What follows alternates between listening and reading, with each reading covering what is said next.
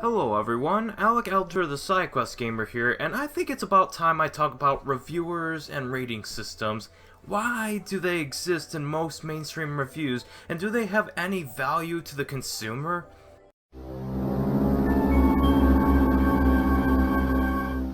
Reviewers have to do one job: play a video game and then talk about why they like or dislike said video game, publish the idea, and then give other people their take on the game so the consumer can judge based on the information the reviewer has given whether they should or shouldn't get the game. We do play games for different reasons after all. But how did this rating system become the talk of the town all of a sudden, where instead of anyone citing the review and points brought up, they just cite the number at the beginning or end of it? This isn't just for video games, but movies and anything that people plan on spending money on, where a review is written for that purpose. When Suicide Squad came out in theaters, all I heard from people was how much of a bad website Rotten Tomatoes was for giving the movie a number that's not as high as another number. With the exception of a few people, no one cited any points a reviewer brought up about the movie. They just cited the number that was given to it. That's it. Heck, YouTube reviewers who didn't like a movie like Suicide Squad would get negative comments that don't even address one of the points the reviewer brought up, and would say something like they would give the movie an 8 out of 10 at least, just because anything below an 8 is apparently an insult to the movie. Same goes for video games. When a website gave Gears of War 4 a 7 out of 10, the person was like, "Oh, the reviewer is so biased, it's below an 8 out of 10, oh my god, it's so bad, it's a bad score, how dare you, you're biased." But honestly, whose fault is it for this lack of reasoning and communication? Is it the reviewer's fault for just giving them the entire review within a quantitative value that they can more or less agree with? Or is it the viewer's fault for not taking in any other information besides that number? Simplified recommendations like the numerical rating system used to be limited to either a star rating system in a newspaper article, or even simpler being a Siskel and Ebert thumbs up or thumbs down recommendation. When I watch uploads of their movie reviews, I don't remember the fact that they gave the movie a thumbs up or thumbs down, but instead the points they brought up to reach that conclusion. Is it because of the simpler rating system that I actually have to pay attention to the points they bring up? I don't know. But what about something like IGN's review of Pokemon Omega Ruby / Alpha Sapphire, more specifically the review by Kelly Plague at IGN? No one really remembers the information given out in the review except the summary being a 7.8 out of 10 and one of the negative bullet points being too much water.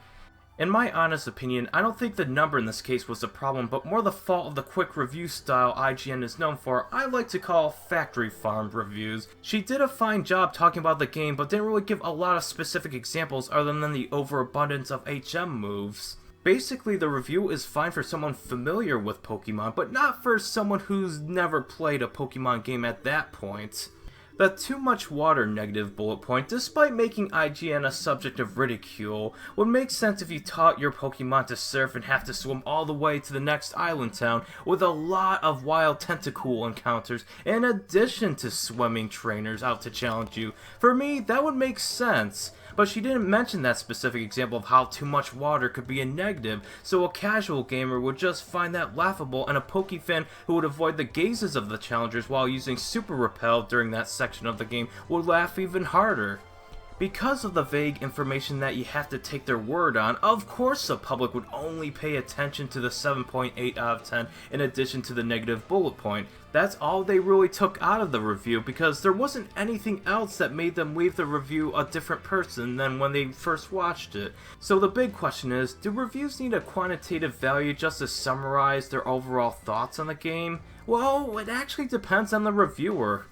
For some people, it's a definite yes or a definite no. Ratings to me were always an optional form of critique that is used as more of a segue to either to do a concluding statement in the review or just to end the review right there. It really depends on if the premises are elaborate enough to have that numerical conclusion make any sense. For example, if you're very negative about a good portion of the game, criticizing the level design that's present in say like 30% of the game, giving it a 9 out of 10 or even an 8 out of 10 would not make a lot of sense. Or a review that makes it seem like there's nothing wrong with the game due to no specific examples of negative criticisms brought up, but proceed to give it a 5 out of 10 would definitely raise some eyebrows. If the reviewer does use a rating system, they better use it responsibly, as a number doesn't really tell me anything except whether I should or shouldn't purchase a product based on that number alone and not with specific examples. It would be so much better if the reviewer told me why I should or shouldn't purchase a product, especially if you're the questioning type like me.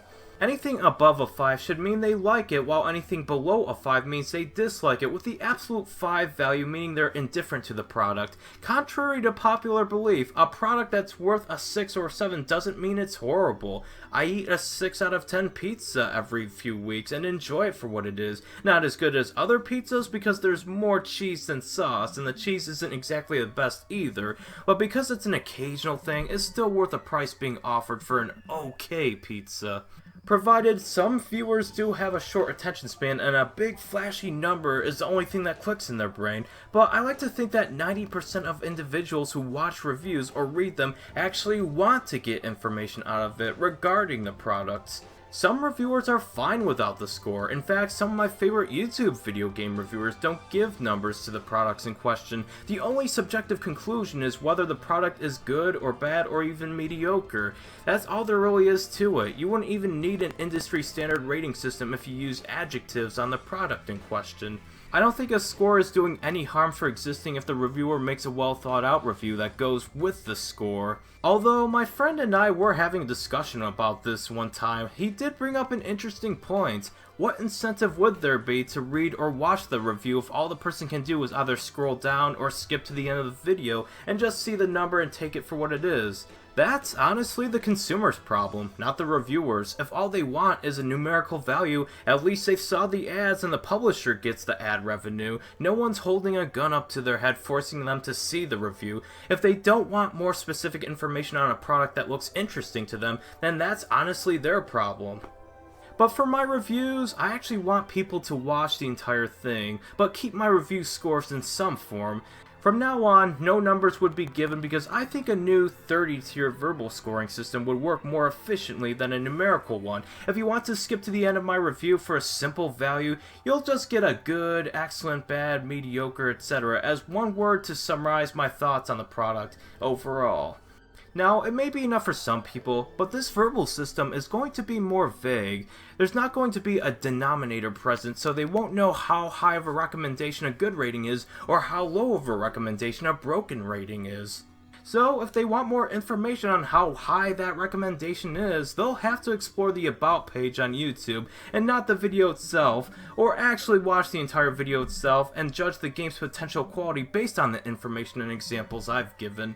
Sure, I can ditch the rating entirely, but I do find it convenient for people who want that value. It's all really based on subjective preference in the end, because whether you realize it or not, video games are art, but not all art is going to please everyone, so one person's 9 out of 10 is another person's 7 out of 10. One person's favorite game is another person's okay game or worse.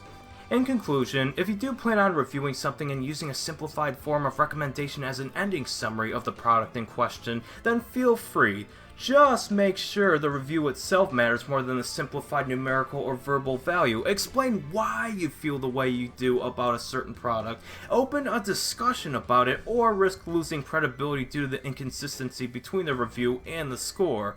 It's something I need to work on as well, as some of my past review scores I don't really agree with, where sometimes I was a little too generous or not negative enough. That could be in part due to my constantly changing taste in video games, which is something a review score can't really account for. But whether a reviewer chooses to have a rating system or let the adjectives in the review speak for themselves, the review should always come first before any stylistic recommendation. And that's my 2 cents on this matter. Thank you all so much for watching, and remember to stay awesome.